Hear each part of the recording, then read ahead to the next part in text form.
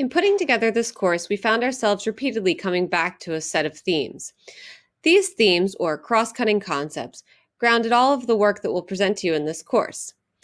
We hope that you'll find threads of them running through each of the modules you complete, and we also hope that they'll form a framework to help you think through and reflect on the work that you've done.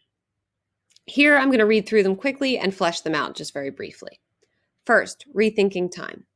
Learning experiences are designed to be largely asynchronous. Synchronous time is thoughtfully constructed to maximize the benefit of this limited resource.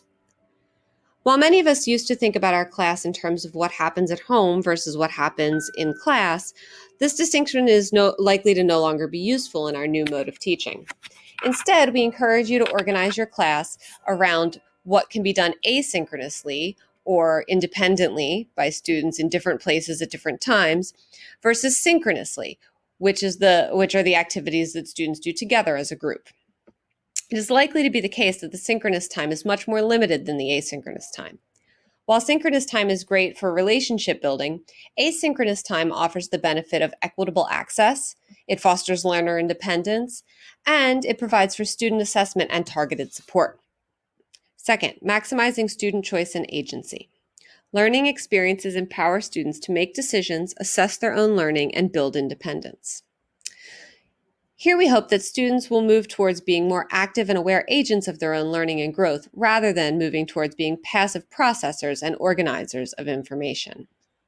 Third, orientation and wayfinding.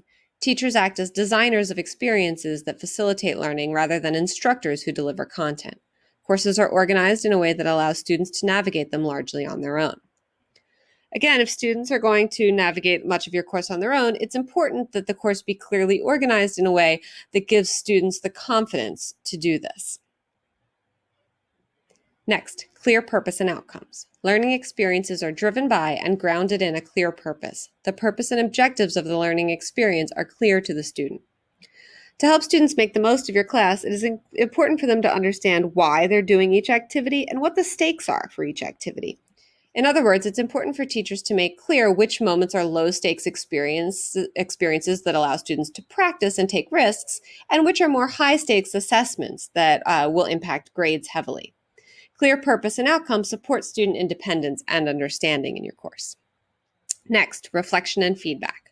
Students and teachers engage in regular reflection and feedback. Feedback type is varied, and the guidelines for feedback are made explicitly clear.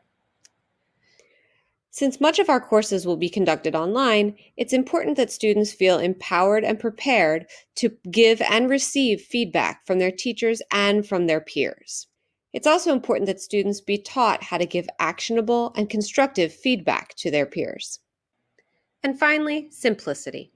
Crafting a powerful, equitable, diverse classroom culture, pedagogy, and curriculum does not mean adding more. At the simplest core, learning experiences are not about covering large amounts of content, but about learning how to learn. However, this is also an opportunity to help us encourage our students to develop the skills they need to become independent learners. Here, we recognize that in these unprecedented circumstances, it may be necessary to cover slightly less material than we ordinarily would plan to.